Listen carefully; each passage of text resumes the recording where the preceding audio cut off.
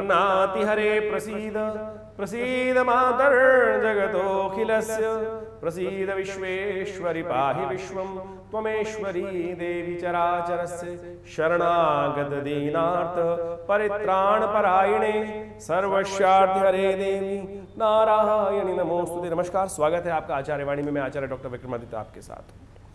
तो मकर राशि वालों, आपके लिए कैसा ग्रहों का योगायोग रहने वाला है ये आपको समझ लेना चाहिए। मकर राशि वालों के लिए जुलाई का अंतिम भाग कैसा रहेगा, तिथि वाइज कैसा समय रहेगा आपके लिए, समझ लीजिए।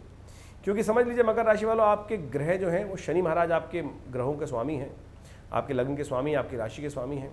तो ऐसे में जो शनि महाराज ही समस्त ग्रहों को इस वक्त कंट्रोल कर रहे हैं। देखिए, बृहस्पति पर शनि की दृष्टि, मंगल पर शनि की दृष्टि, शुक्र पर शनि की दृष्टि, बुध पर भी शनि की दृष्टि हो जाएगी। और ऐसे में शनि महाराज सब कुछ कंट्रोल कर रहे हैं और शनि वक्री हैं। लेकिन सामने मंगल चल रहे हैं लाठी लेकर, वो भी बैठे हुए हैं। और शुक्र महाराज वहाँ वक्री हो जाएंगे, वो युक्ति चलेंगे, मंगल को और एग्रेसिव करेंगे। ऐसे में क्या कुछ करने के होने के योग हैं आपकी राशि के अनुसार से आपको समझ लेना चाहिए। अब पूरे विश्व में आपने देख ही लिया है संसार के अंदर कैसी भयावह स्थिति रही, शनि मंगल का टकराव चल रहा है। ये हमने पहले बताया था, एक एपिसोड के अंदर पूरी तरह से हमने बनाया था कि कुंभ मकर राशि वालों के लिए शनि मंगल क्या क्या खेल खेलने वाले हैं। तो उन सब के अनुसार से आपको समझ लेना चाहिए। साथ साथ और भी ग्रह समझें कि आपकी राशि के अनुसार से आपको विशेष तौर पर समझ लेना चाहिए। यदि हम बात करें इस दिनों कैसे ग्रहों की स्थिति बनी हुई है, जो लोग सट्टे बाजार का काम कर रहे हैं, शेयर बाजार का काम कर रहे हैं, उनको बड़ी सावधानी के साथ काम करने की ज़रूरत है। कुछ बया उठापटक होने के योग दिखाई दे रहे हैं। ऐसे में कुछ बड़ा झटका लग सकता है स्पेकुलेशन बिजनेस में, सट्टे बाजार में, फॉरवर्डिंग बिजनेस वालों को बड़ा सावधानी हो। गेहूँ आगे आने वाले समय में विशेष तौर पर समझ लीजिए, जो सब्जी वब्जी का काम करते हैं उनके लिए भी बड़ी स्थिति भयावह स्थिति, महंगाई बढ़ सकती है। रुई वालों के लिए, चांदी के लिए, सोने के लिए भी कुछ मार्केट फ्लोट की प्रकृति दिखाई दे रही है। तो बहुत सावधानी के साथ, बुद्धि के अनुसार समझते हुए, डेट वाइज समझकर काम समझ लीजिए कैसा ग्रहों का योगायोग है। तो समझ लो मकर राशि वालों, आपके लिए कैसे ग्रहों की स्थिति रहने वाली है, वो सब हम आपको बताने वाले हैं। आप समझ सकते हैं, उसके अनुसार से आप अपने भाग्य के अनुसार से चाल को समझें, ग्रहों की चाल कैसी है। यदि बात करें 21 तारीख की, तो 21 तारीख की ग्रहों गणना विशेष तौर पर समझ लीजिए। सावन का अधिक मास चल रहा है, शुक्ल पक्ष विद्यमान है, तृतीया तिथि है, शुक्रवार का अवसर है। और चंद्रमा जो है अष्टम भाव में सिंह राशि में चल रहे हैं, वो थोड़े से कमज़ोर दिखाई देते हैं। ऐसे में आप अकेले बहुत सारे कार्य अकेले पढ़ सकते हैं, इस बात का ध्यान रखिएगा। स्वभाव एकाकी हो सकता है, लोग आपको बिल्कुल थोड़ा सा साइड लाइन कर सकते हैं, बोले इससे बात करना थोड़ा सा भारी है, ऐसा स्थिति हो सकती है। थोड़ा सावधान होकर काम करें। आपको लगेगा कि लोग को साइड लाइन कर रहे हैं, लेकिन ऐसा नहीं है, साइड लाइन नहीं कर रहे हैं। कुछ नैरो माइंडेड व्यक्ति हैं, वो आपको साइड लाइन कर सकते हैं, लेकिन ब्रॉड माइंडेड बड़े व्यक्तियों के साथ बात करें, नैरो स्पेक्ट्रम वाले व्यक्तियों के साथ बात ना करें, वो आपके लिए अच्छा हो सकता है। थोड़ा गुस्सा बढ़ सकता है, एग्रेसिवनेस बढ़ सकती है, उसको शांत करने का आपको प्रयास करना चाहिए। देखिए, चतुर्थी है, गणेश चतुर्थी, भगवान गणेश के मंदिर में जाकर सुबह सुबह विघ्नहर्ता गणेश जी का ध्यान करें, उन्हें पीला फूल अर्पित करें, ओम गणाधिपतये नमः इस मंत्र का जप करें, रास्ता मिल जाएगा, कष्ट में ज़्यादा होने की ज़रूरत नहीं है। इसलिए हम 22 तारीख, एक बात का और ध्यान रखें, अभी 2 दिन तक गंडमूल नक्षत्र विद्यमान है। जो जातक इस दिन जन्म लेंगे, आज और कल, यानी 21 और 22 को, उनके लिए मूल शांति अवश्य कराइएगा, जो जातक जन्म ले रहे हैं। अन्यथा वो बच्चा आपके लिए और अपने स्वयं के लिए भारी हो सकता है। 22 तारीख की यदि हम बात करें तो 22 तारीख की ग्रह गणना दिखाती है, चतुर्थी तिथि उदय तिथि के रूप में विद्यमान है और शनिवार है, और साथ साथ भद्रा रहेगी सुबह 9:27 तक। तो मकर राशि वालों, एक बात का ध्यान रखना, सुबह सुबह 9:27 तक नए प्रोजेक्ट्स को हाथ में लेना, नए काम को करना, नई फाइनेंशियल ट्रांजैक्शंस के बारे में बात करना, उनको शुरू करना, ये भारी रहेगा। 9:27 के बाद कर सकते हैं, उसमें कुछ ना कुछ उतना भारी नहीं रहेगा, ये योग दिखाता है। ग्रहों की गणना विशेष तौर पर दिखा रही है कि आपको, क्योंकि चंद्रमा गति से आगे बढ़ रहे हैं और साथ साथ ग्रहों की गणना दिखा रहे हैं, ऐसे में थोड़ा एग्रेसिवनेस आपको त्यागनी चाहिए। थोड़ा स्पीड से काम करने का, हम जो काम कर रहे हैं उसमें थोड़ा सा बैलेंस होकर काम करने का हमें प्रयास करें।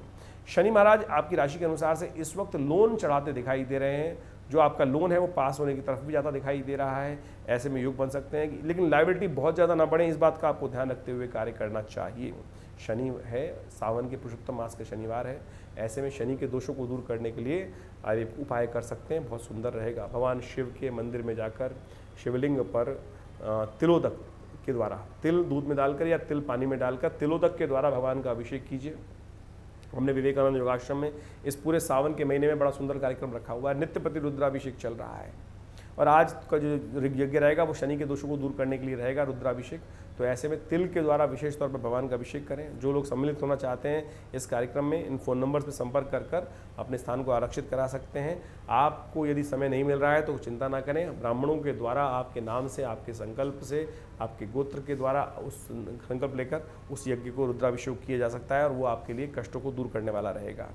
माँ अम्बे करेंगी कल्याण। हम बात कर लेते हैं 23 तारीख की। 23 तारीख को ग्रहों गणना दिखाती है कि उस दिन पंचमी तिथि है सावन के अधिक मास की शुक्ल पक्ष की, और रविवार का अवसर है। कन्या में चंद्रमा प्रवेश कर चुके हैं और साथ साथ शुक्र भी वक्री हो गए हैं। ये बड़ी विचित्र स्थिति बन गई है। मंगल के साथ शुक्र चल रहे थे और मंगल वैसे ही एग्रेसिव थे, शनि के साथ बिल्कुल समसप्तक योग बना रखा था, दोनों लाठी लेकर तैयार है। ऐसे में शुक्र वहाँ पर वक्री हो जाएंगे और ज़्यादा मंगल को एग्रेसिव कर देंगे। शुक्र मंगल का योग चल रहा है और ये हमने एक अलग से वीडियो भी बनाया था, उसमें बताया भी था कि आपकी राशि के अनुसार से ऐसे में आपको उठापटक का योग बनता है। ध्यान रखिएगा, शुक्र नीति के द्वारा आपके मन में वैसे विचार आ सकते हैं कि भाई ऐसे काम नहीं कर रहा तो मैं थोड़ा उंगली टेढ़ी करके काम करने का प्रयास करूं, लेकिन ध्यान रखिएगा उंगली टेढ़ी करने में कई बार युक्ति के द्वारा बहुत सावधानी के साथ काम करने की ज़रूरत पड़ती है। ऐसे में शनि महाराज आपकी बुद्धि वाले ग्रह को, विचार वाले ग्रह को देख रहे हैं, उसका ध्यान रखना है आपको। और सूर्य आपकी राशि में सामने बैठे हुए हैं, थोड़े एग्रेशन में थोड़ा शांति भी चाहिए, तो इसको ध्यान रखते हुए कार्य करने की ज़रूरत है, अन्यथा कष्ट में फंस सकते हैं। इस बात का ध्यान रखते हुए कार्य करने की ज़रूरत है। भगवान सूर्य का ध्यान करें, उन्हें अर्घ ज़रूर दीजिएगा, गायत्री का पाठ कीजिएगा और सूर्य के निमित्त नमक का दान कीजिएगा। ये उपाय हैं, करके कष्टों को दूर कर सकते हैं। वहीं 24 तारीख की यदि हम बात करें तो 24 तारीख को षष्ठी तिथि है, सोमवार का अवसर है और ये तिथि बहुत शुभ है। सावन के अधिक मास का पहला सोमवार है।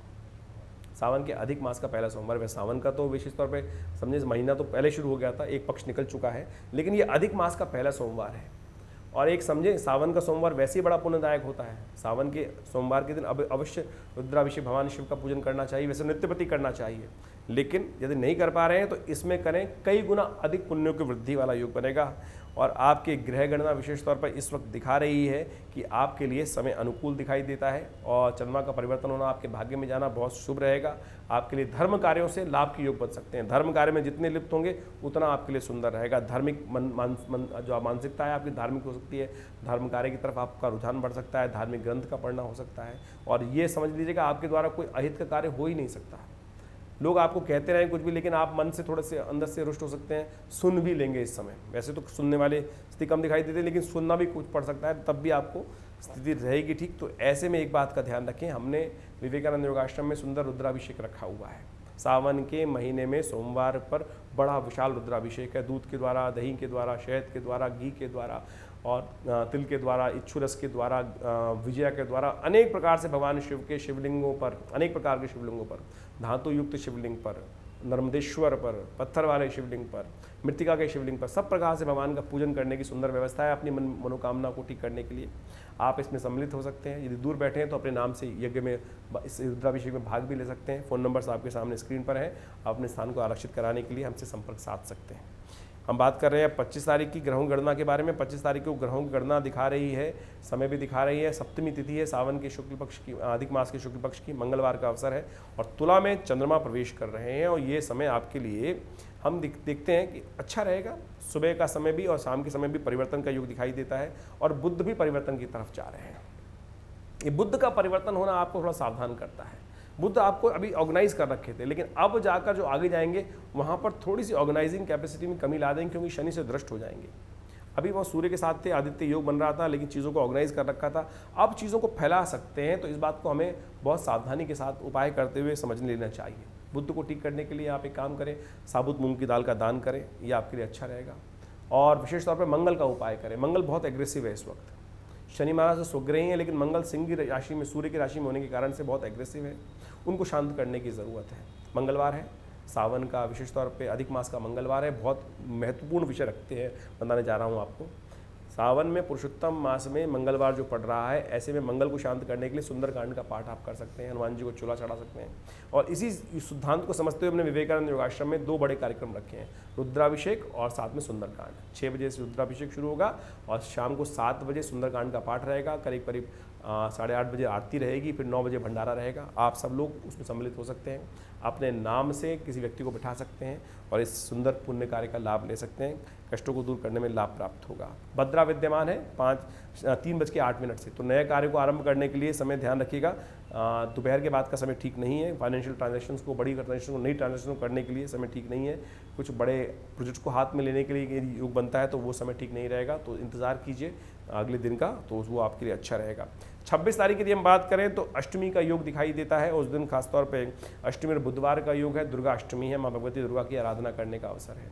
सर्वमंगल मांगल्ये शिवे सर्वार्थ साधिके शरण्ये त्र्यंबके गौरी नारायणी नमोस्तुते, इस मंत्र का जप करें। भगवती दुर्गा के निमित्त खीर का भोग लगाएं, हलवे का भोग लगाएं। माँ भगवती मंदिर, दुर्गा जी की, गौरी जी के मंदिर में जाकर लाल वस्त्र उन्हें अर्पित करें। सौंदर्य का सामान प्रसादन जो है वो उन्हें भगवती को अर्पित करें। कष्ट दूर करने के अवसर बनेंगे। ग्रह योग दिखा रहे हैं कि आपके लिए समय अनुकूल है, आगे बढ़ने का अवसर आपको प्राप्त हो सकता है। धन आगमन की स्थिति बन सकती है। बृहस्पति के साथ चंद्रमा का संबंध सुंदर तरीके से बढ़ रहा है। आपके कार्य का क्रेडिट आपको मिल सकता है, ऐसा योग बन रहा है। तो आप पूरी तरह से संलिप्त होकर काम करने का प्रयास करें, बस गुस्सा त्यागें और क्लैश में न फंसें, इस बात का ध्यान रखते हुए कार्य करें। वहीं 27 तारीख को ग्रहों की गणना दिखाती है कि मकर राशि वालों के लिए जो है वो विशेष तौर पर ग्रहों का योगायोग जो बन रहा है वो ऐसा दिखाई देता है कि 9वीं तिथि है सावन के अधिक मास की और बृहस्पतिवार है। ग्रहों का योगायोग दिखा रहा है कि आपके लिए समय अनुकूल है, आगे बढ़ने का अवसर आपको प्राप्त होगा और जिस प्रकार से आप अपने कार्य में लिप्त हैं उसी प्रकार से पूरी तरह से आगे बढ़ने का प्रयास कीजिए। धन आगमन का मार्ग सुगम हो सकता है। कोई लोन के लिए अप्लाई कर रहे हैं तो वो भी प्रोजेक्ट फाइल आगे बढ़ सकती है, ये भी दिखाई दे रहा है। केवल आपको बड़े लोगों से संपर्क साधना है। कोई व्यक्ति कहीं काम अटका पड़ा है तो एक बात देखिएगा, किसी आप अप्रोच लगाने की कोशिश कर रहे हैं उसकी बजाय स्वयं पहुंचिए। आपके जाने से वो कार्य पूरी तरह से पूरा हो जाएगा। किसी और के डिपेंडेंट होने से, किसी नैरो माइंडेड व्यक्ति के ऊपर डिपेंडेंट होने से कार्य पूरा नहीं होगा। स्वयं जाइए, कार्य में सफलता प्राप्त करने के योग बन सकते हैं। लेकिन शाम का समय थोड़ा मन में उदासीनता का उदय होता दिखाई दे रहा है, उसके लिए आपको थोड़ा ध्यान करना पड़ेगा। शिव का ध्यान करें, शिव का दूध से अभिषेक करें। सावन का महीना चल रहा है, चंद्रमा वृश्चिक राशि में जाने के कारण से मन में थोड़ी उदासीनता उदय हो सकती है।